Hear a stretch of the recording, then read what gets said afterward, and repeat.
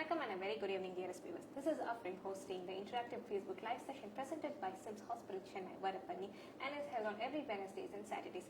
So today our topic is going to be about acid reflux, and for that we have an expert with us, that is Dr. Dilipan, who is a consultant in internal medicine, and he is expertised in treating various disease ailments like diabetology, hypertension, and many other common ailments. And he has an experience of more than 12 years in this field. And today, as I said, he's going to be here talking about the acid reflux. Thank you for joining us, sir. Thank you. So I guess we'll begin our session by asking acid reflux என்னது sir? So இப்போ acid ரிஃப்ளெக்ஸ்ன்னு பார்த்தீங்கன்னாக்கா stomach கண்டென்ட்ஸில் நம்ம acid சொல்கிறோம், gastric acid, and along with some food and pepsin or bile இதெல்லாம் சேர்ந்து கொஞ்சம் மேலே இந்த ஈசோஃபேகஸ் ஃபுட் பைப்புக்கு வரும்போது we call it as acid reflux. Acid reflux பார்த்தீங்கன்னா it is very common and it is physiological up to some extent. So physiological in the sense எல்லாருக்குமே we experience acid reflux every now and then. So that is not abnormal. கொஞ்சம் acid வந்து அந்த lower end of ஈசோஃபேகஸில் வந்து பட்டுட்டு போகும். Like நம்ம சாப்பிடும் போது ஃபுட்டு உள்ளே போகும்போது கொஞ்சம் ஓப்பன் ஆகும் அந்த ஈசோஃபேகஸ், அப்போ வந்து கொஞ்சம் ஆசிட் வரலாம். அண்ட் ஒரு பெல்ச்சிங் ஒரு பர்பிங் மினிமலாக இருக்கும்போது கூட right from childhood we have a acid reflux. But இதுவே வென் இட் இன்க்ரீசஸ், ஸோ அந்த amount of acid that is coming up that is more or the frequency is more or அந்த lower end of esophagus வந்து கொஞ்சம் ஓப்பனாக இருக்கு அப்படின்னாக்கா then we call it as acid reflux disease or GERD அப்படின்னு சொல்லுவாங்க. So இதில் மெயினாக பார்த்தீங்கன்னா ஒரு 3 மெக்கானிசம்ஸ் இருக்குது, ரொம்ப டீட்டெயில் போக வேண்டாம். லோவர் எண்ட் ஆஃப் ஈசோஃபேகஸில் வந்து there is a muscle sphincter அப்படின்னு சொல்லுவோம். ஸோ அது எப்போவுமே க்ளோஸாக இருக்கணும்.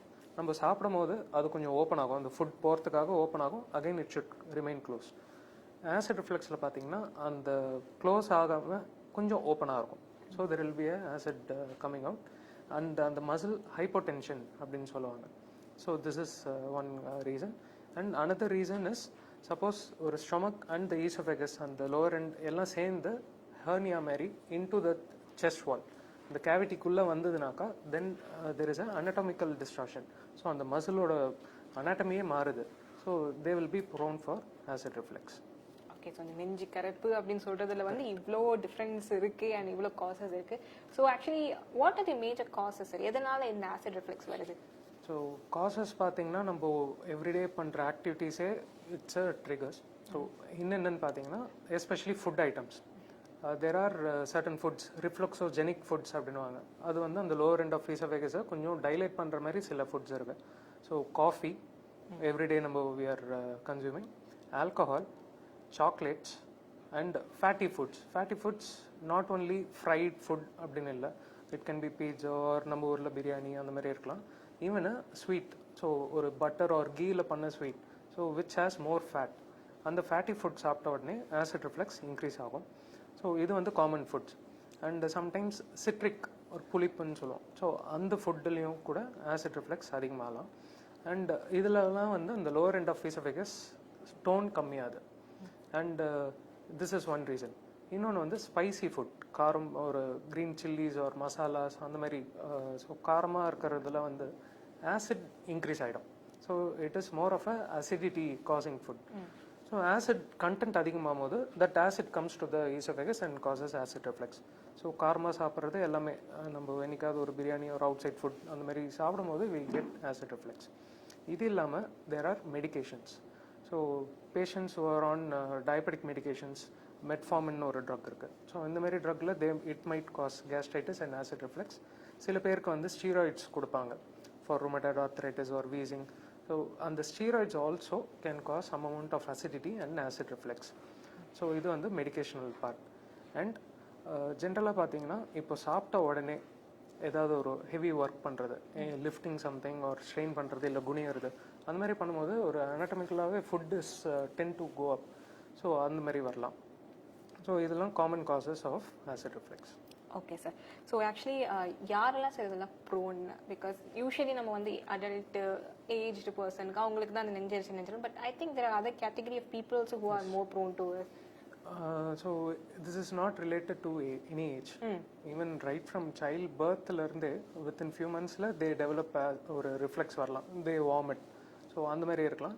But nowadays because of the food lifestyle changes younger ஏஜ்லேருந்தே we are seeing lot of acid reflux patients. So முன்னாடிலாம் கொஞ்சம் நீங்கள் சொன்ன மாதிரி elderly population வருவாங்க, but we are even seeing in the teen population. So சில set of people are more prone for acid reflux than normal population. யாருன்னு பார்த்தீங்கன்னா first வந்து ஒபிசிட்டினா ஓவர் வெயிட் ஆர் இன்னும் கொஞ்சம் எக்ஸஸ் வெயிட்டில் இருக்காங்க. அண்ட் தட் டு சென்ட்ரல் ஒபிசிட்டின்னு சொல்லுவாங்க. Central obesity in the sense only abdomen and trunk மட்டும் பெருசாக இருக்கும் அவங்களுக்கு. ஸோ அவங்களுக்கு வந்து என்ன ஆகும், because the abdomen is big, அந்த ப்ரெஷரில் it compresses the stomach and acid reflux வரலாம். So they are more prone for acid reflux. And pregnant women. So pregnancy itself is a cause for acid reflux and mild GI symptoms. So அது ப்ரெக்னென்சிலே increase ஆகுது, plus uterus பெருசாக ஒரு gravid uterus, so அது வந்து it will compress the stomach and அதோட contents. So அது ஒன்று. இன்னொன்று diabetic patients. Diabetic not only because of the medications, but diabetic பேஷண்ட்ஸில் வந்து those who are not under control, கொஞ்சம் ஹை பிளட் சுகர்ஸ் இருக்கிறவங்களுக்கு there is a condition call gastroparesis. So அந்த stomach வந்து இட் ஷுட் மூவ், உள்ளே இருக்க food கண்டென்ட்டை வெளில அனுப்பணும், இன்டெஸ்டைனுக்கு அனுப்பணும். அந்த மூமெண்ட்டே வந்து கொஞ்சம் ஸ்லோவாக இருக்கும் ஒரு ரெடியூஸ்டாக இருக்கும். ஸோ வித்தின் 1.5 hours போகிறது it might take 2 hours 3 hours time. So அந்த எக்ஸஸ் கண்டென்ட் உள்ளே இருக்கிறதுனால they are prone for acid reflux. And snoring, obstructive sleep apnea அப்படின்வாங்க. ஸோ ஸ்னோரிங் ஒரு கொரட்டை விடுறவங்க, எஸ்பெஷலி மோஸ்ட்டாக அவங்க கொஞ்சம் they will be on the obese side, அவங்களுக்கு வந்து it is associated. So snoring இருக்கவங்களுக்கு ஆசிட் ரிஃப்ளெக்ஸ் இருக்கலாம், ஆசிட் ரிஃப்ளெக்ஸ் இருக்கவங்களுக்கு ஒரு மைல்டு அமௌண்ட் ஆஃப் ஸ்னோரிங் இருக்கலாம். And asthmatics, so wheezers or asthmatics சின்ன வயசுலேருந்தே ஆர் எல்டர்லி, சரிங்களா, தோஸ் ஹூ ஸ்மோக், அவங்களுக்கும் வந்து they are both associated acid reflux as well as the asthma. Next வந்து சில ப்ரொஃபஷன்ஸ் வேறு ஷிஃப்ட் ஒர்க்கர்ஸ், இப்போது நைட் ஷிஃப்ட் பண்ணுறாங்க, so they keep changing the shifts. So அவங்களோட ஒரு proper diet and lifestyle இது வந்து இருக்காது. ஸோ ஒரு டைமில் we call it as binge eating. Binge ஈட்டிங்னா நிறைய சாப்பிடுவாங்க ஒரே டைமில், பிகாஸ் மார்னிங்லேருந்து ஸ்டார்ட் பண்ணிவிட்டு ஒன் மேஜர் மீல் மட்டும் they eat more.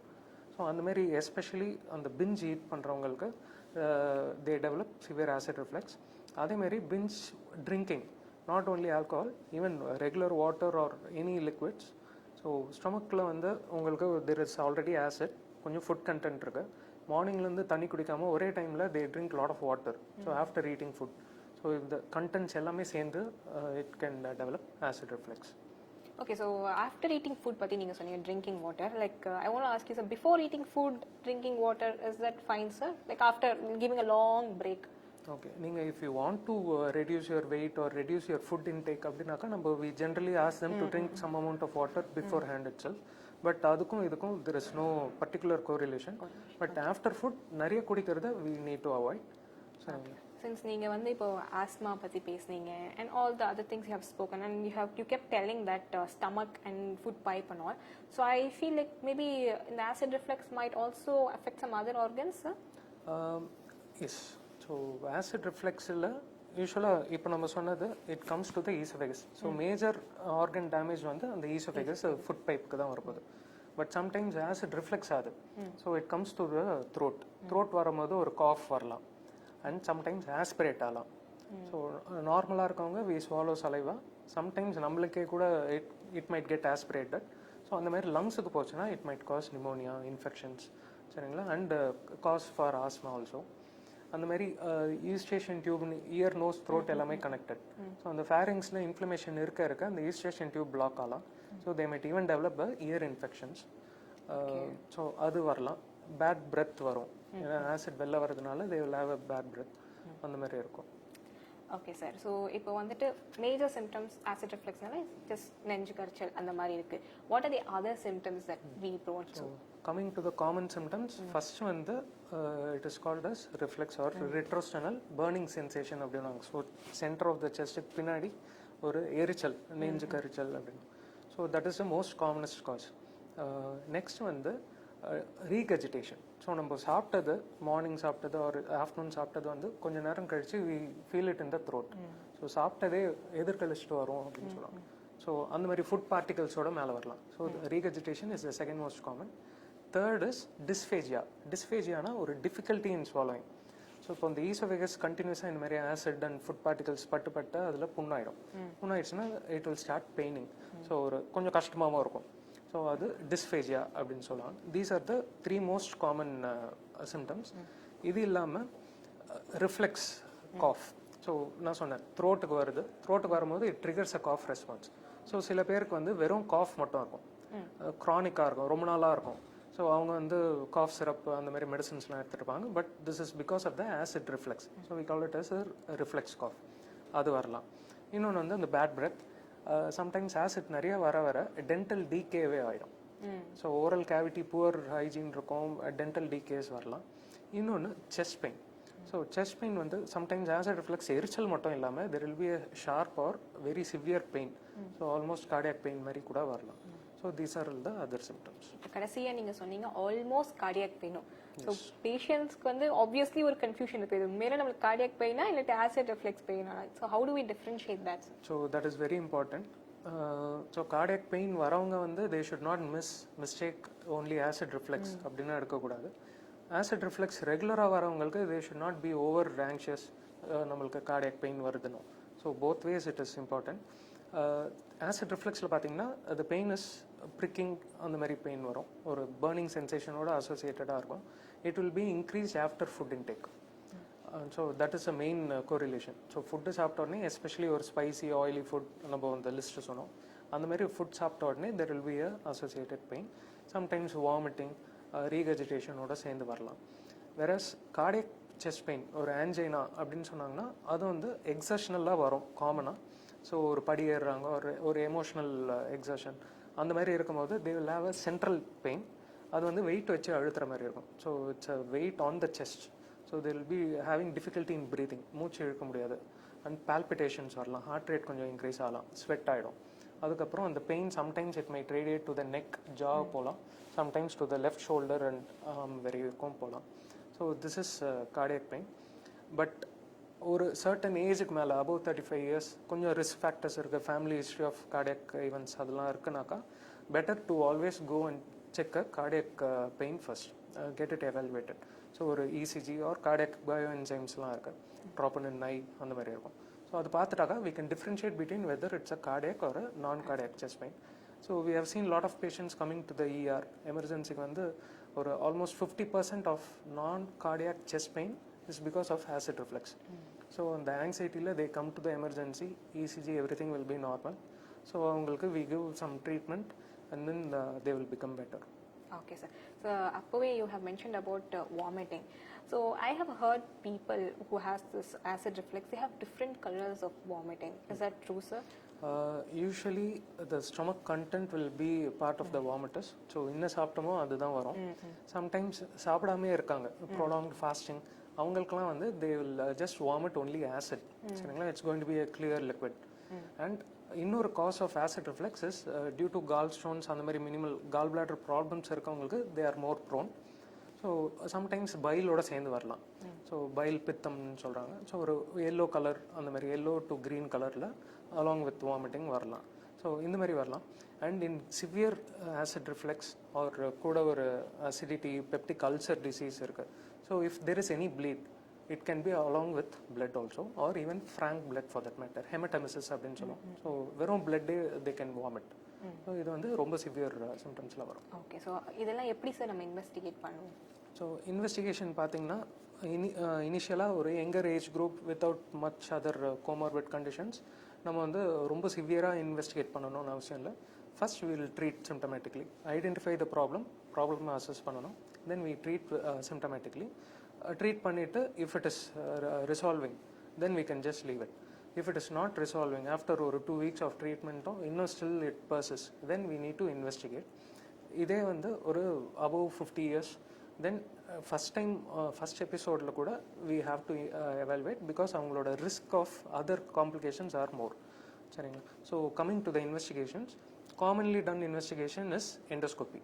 So endoscopy is upper GI scopy or gastroscopy ன்னு சொல்லுவோம். So we insert a camera, வாய் வழியாக விட்டுட்டு we see the esophagus, stomach எல்லாமே பார்க்கலாம்.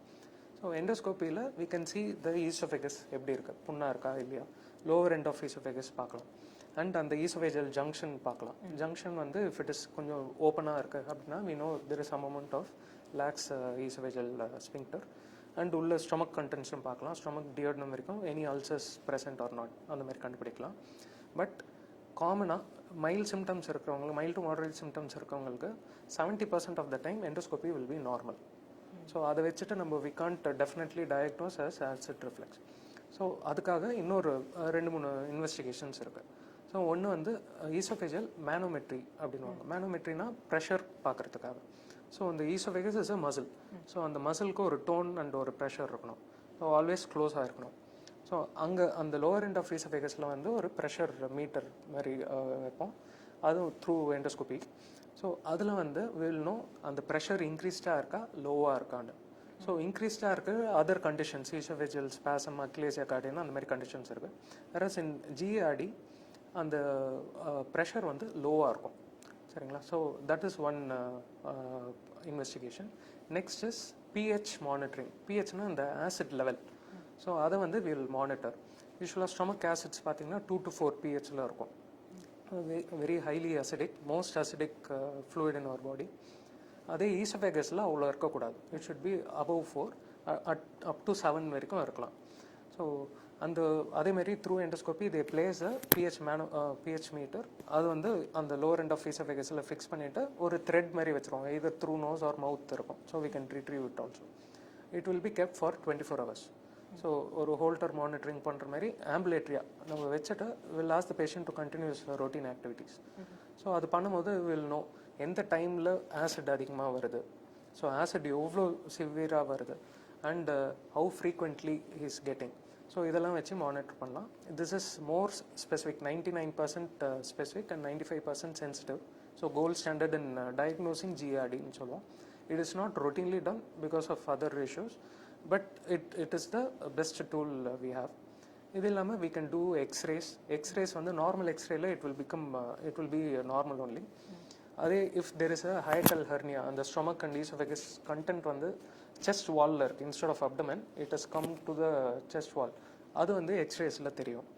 அண்ட் நியூக்ளியர் சயின்சஸ் இப்போ நியூவாக டெவலப் ஆகுது. And electrical activities of esophagus பார்க்கலாம். These are all very new investigations. Okay sir. So நிறைய வந்து I think will be using endoscopy only for this acid reflux. So how do we prepare a patient for the endoscopy, sir? Endoscopy nowadays we have very high newly advanced machines. So at least 4 hours to 6 hours of fasting. So எதுவும் சாப்பிடக்கூடாது. Because when there is a food content நம்மளுக்கு ஒழுங்காக கிளியராக தெரியாது. So அது மட்டும் இருந்தாலே போதும். Only fasting. Any cardiac conditions இருக்குது, இல்லை கொஞ்சம் எல்டர்லினா we get a fitness also. And சின்ன பசங்களுக்கு we might give some sedation. So ஒரு அனஸ்தீசியா பேக்கப் இருந்ததுன்னா பெட்டர். நார்மல் அடல்ட்டுக்கு we need not give any anaesthesia also, just local anaesthesia, ஒரு மியூகைன் ஜெல் அந்த மாதிரி கொடுப்பாங்க. ஸோ ஒரு ஜைலோகைன் அது வந்து ஸ்ப்ரே ஆர் லிக்விட் முழுங்கிட்டு then we can pass the endoscopy. So relatively very short process, ஒரு 10 minutes hardly. Okay, and you have said previously like if the condition is very mild, no problem, na, then we will treat it with medical management. And if not, what are the other options available, sir? So medical management itself is நிறைய இருக்கு. அதில் different types of medications. And severe problem இருக்கிறவங்களுக்கு we also have surgeries available. So அது வந்து but there are also complications for the surgery. Young age group நம்ம வந்து has a longer life span head அந்த இந்த மாதிரி சிம்டம்ஸ் வராமல் இருக்கிறதுக்காக வி அண்டர்கோ சர்ஜரி. இதே ரொம்ப எல்டர்லினா we avoid surgeries. So Nissen's fundoplication ஒரு சர்ஜரி இருக்கு. So through laparoscopy or open it can be done both ways. ஸ்டொமக்கை வந்து அந்த ஃபண்டஸ்ன்றது மேல் பார்ட் ஆஃப் ஸ்டொமக் அதை வந்து பிடிச்சிட்டு ஈசோஃபேகஸை ஒரு சர்க்கிள் மாதிரி பண்ணிடுவாங்க. ஸோ ஒரு பலூன் டை பண்ணுற மாதிரி. So they will tie around the oesophagus. So அதில் வந்து மேலே வராது. ஸோ அந்த ஹேட்டல் ஹெர்னியாவும் வராது. ஸோ ஈசோஃபேகஸை கீழே it will keep it in hold. But அதோட காம்ப்ளிகேஷன்ஸ் பார்த்தீங்கன்னா உள்ள கேஸ் ஃபார்ம் ஆச்சுன்னா it will be hard to belch. வெளில வர்றது கஷ்டமாக இருக்கும். And they might have some abdomen discomforts இருக்கலாம். அண்ட் அதோட morbidity and mortality rate is also ஒரு அட்லீஸ்ட் 10% வரைக்கும் வரும். So we generally keep it for only selected patients. இது இல்லாமல் ஈசோஃபேகஸில் suppose there is any complications, அந்த ஜிஆர்டி வந்து ரொம்ப லாங் ஸ்டாண்டிங் அவங்களுக்கு they might turn into early form of malignancy, Barrett's esophagus ன்னு சொல்லுவாங்க, or even malignancy. For those patients we can do a esophagectomy. So esophagus lower part they remove and they unite the upper part and stomach together, but they are also very high risk surgeries. Okay, so you are telling there are chances that acid reflux can turn into a cancer. Yes. Okay, so in the treatment, in the surgical treatment, at which level do we choose, sir? When hiatal hernia is very severe and the reflex, per day reflex சொல்லுவோம். So every day the patient is having symptoms, he requires treatment, and in spite of medications it is not getting controlled. When his day to day life regular thing is getting ஒரு மாதிரி problematic இருக்கு, he is not able to live normally, then we will think of that. So that is the utmost, yes, most maximum we all will get treated by the medical management. Medical management na edavadhu konjam ippe specific ah solla mudiyum. So coming to medical management, konjam tablets irukku, antacids nu solluvom, andha mari irukku. So tablets la pathina drugs la anti acid or acid suppressing drugs. So this has been there for so many years. Two types of drugs are H2 blockers and proton pump inhibitors. Both are commonly used over the counter medication as such. So H2 blockers is konjam older generation. Adula vandu ungalku stomach la oru H2 histamine 2 receptor antagonist and the drugs பேரு அது போய் block பண்ணும். So example ranitidine or famotidine அந்த மாதிரி drugs நிறைய பிராண்ட்ஸ்ல it's available. அது வந்து ஒரு 60 to 70% of the acid கம்மி பண்ணிடும். So it suppresses the acid, thereby reducing the acid reflux. So initially it should be taken before food, so for better bioavailability. அது மாத்திரை போட்ட உடனே அது ஒரு 20 minutes or 30 minutes அப்புறம் ஃபுட் சாப்பிட சொல்லுவோம். So once a day or twice a day maximum we can use. Relatively safe. அதோட side effects and drug interaction is very less. So that can be taken. Next is a proton pump inhibitors or PPIs ன்னு சொல்லுவாங்க. Pantoprazole, omeprazole இந்த மாதிரி ஒரு 4-5 drugs இருக்கு. So they are also more potent drug than H2 blockers. Almost 99 to 100% of the acid will be reduced. But இப்போ symptom இருக்கும்போது உடனே act ஆகாது. It might take a longer time and that acid உள்ள நியூவா secrete ஆகாம it prevents. So that also should be taken before food and once or twice a day as your doctor suggests. And duration, so usually it is given for 2 to 4 weeks. Severe acid reflux இருக்கிறவங்களுக்கு minor symptoms இருக்கும்போது just 2-3 days கொடுத்துட்டு we ask them to stop the drug. சிவியராக இருக்கும்போது நம்ம continue பண்ண சொல்லுவோம். ஏன்னா அதுக்கு there are certain complications coming to the drugs. So common complications பார்த்தீங்கன்னா ஒரு iron or B12 absorption it might reduce. And calcium absorption, calcium and magnesium also it might reduce. So உங்களுக்கு iron deficiency or B12 deficiency anemia வரலாம். Calcium magnesium கம்மியாச்சுன்னா muscle cramps வரலாம். And osteoporosis. So elderly female already அவங்களுக்கு வந்து calcium கம்மியாக இருக்கும்போது நீங்கள் if you continue to use the proton pump inhibitors for a long time they develop calcium deficiency, osteoporosis, fracture வரைக்கும் போகலாம். And nowadays it is also linked with நிறைய other renal or other problems. So long term use to be avoided. இது இல்லாமல் another set of drugs we call it as a prokinetics. Prokineticsனா அந்த மூமெண்ட்டை இன்க்ரீஸ் பண்ணுற drugs. Movement in the sense peristalsis, நம்ம சாப்பிட்றோம், food ஈஸ்வகஸ்லேருந்து stomach போகுது, ஸ்டொமக்லேருந்து இன்டெஸ்டைன் போகுது. ஸோ இந்த டிரான்சிட்டை வந்து இன்க்ரீஸ் பண்ணக்கூடிய ட்ரக்ஸ் இருக்குது. ஸோ கொஞ்சம் சீக்கிரமாக போயிடும். ஸோ அண்ட் மேலே வராமல் it will push it down. So இதுலேயும் நிறைய குரூப் ஆஃப் ட்ரக்ஸ் இருக்குது. இதில் இந்த குரூப் ஆஃப் ட்ரக்ஸ் வந்து காம்ப்ளிகேஷன்ஸ் பார்த்திங்கன்னா ஒரு கார்டியக் கண்டக்ஷனோட there might be some interaction. So எப்போவுமே டோஸ் வந்து you need to ask your physician and then decide. And sometimes extra pyramidal ஒரு நியூரலாஜிக்கல் இம்பேக்ட் கூட வரலாம். இன் மெட்டோக்ளோப்ரமைட் அப்படின்னு ஒரு ட்ரக் இருக்குது, அதுக்கு we can develop even neurological symptoms. And these are all routine over-the-counter medications still, but usage should be reduced to a smaller amount of time. And coming to antacids, so acid irukku, we are neutralizing with antacids. So antacids la there are again lot of combinations: magnesium hydroxide, magnesium trisilicate, aluminum hydroxide, calcium carbonate and mari irukku. So usually liquid form la varum illa tablet chewable form la varum. So for example Gelusil and mari you would have heard. So இது வந்து என்ன பண்ணும், இமீடியட்டாக when there is an acid அதை போயிட்டு it will neutralize. But it requires larger quantity, ஒரு 15 to 20 ml தேவைப்படும். சரிங்களா? ஸோ அந்த மாதிரி we can use it as emergency whenever we have symptoms. But அதுக்கும் கொஞ்சம் சைடு எஃபெக்ட்ஸ் வரலாம், ஒரு கான்ஸ்டிபேஷன் வரலாம், சம்டைம்ஸ் டயரியா வரலாம். ஸோ அதையும் கேட்டுக்கணும்.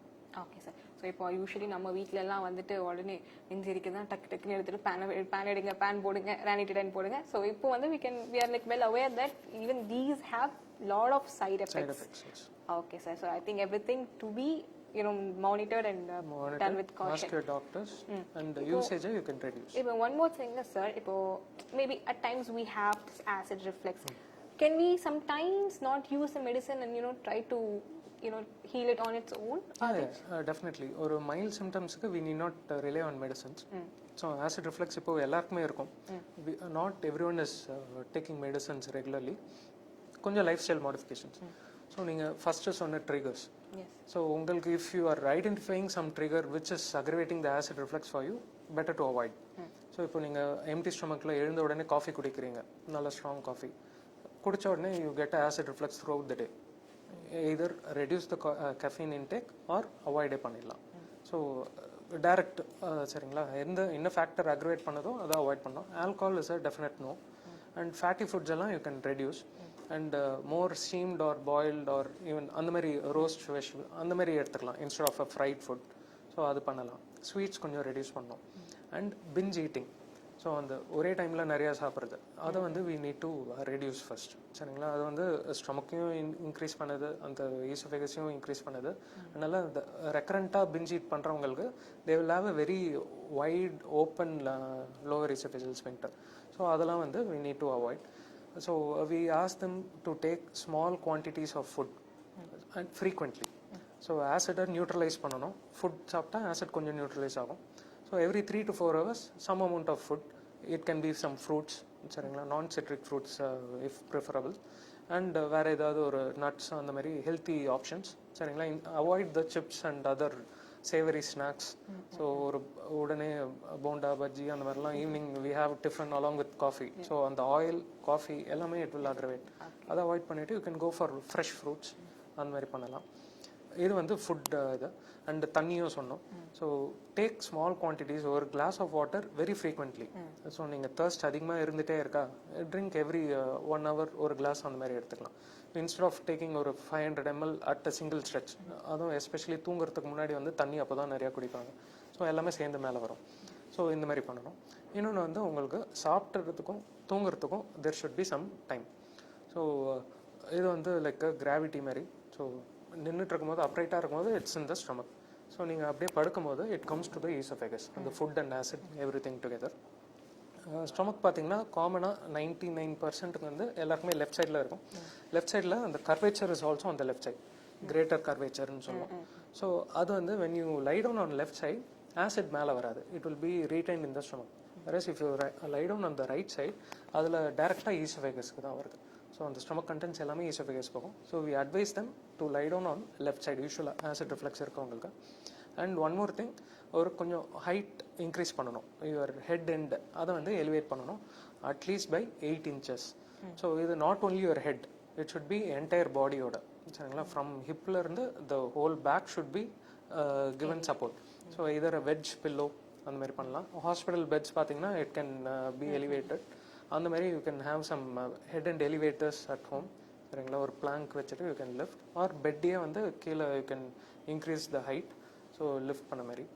அண்ட் சாப்பிட்டு ஒரு 2 hours or 3 hours before you go back to sleep, சரிங்களா. Even let it be post lunch or post dinner 2 to 3 hours gap should be needed. I think every morning we wake up and just like the dreamy picture வந்து காமிப்பாங்களே, wake up in the morning, have a good coffee and all that. It all looks dreamy and nice, but I think it's not at all good for our gut, and I think we should all take care of it. Thank you so much, doctor, for joining us, and every information you have given us is like very, very informative. And thank you viewers for being with us, and next week we'll meet up with a much more information and different doctors. Thank you so much.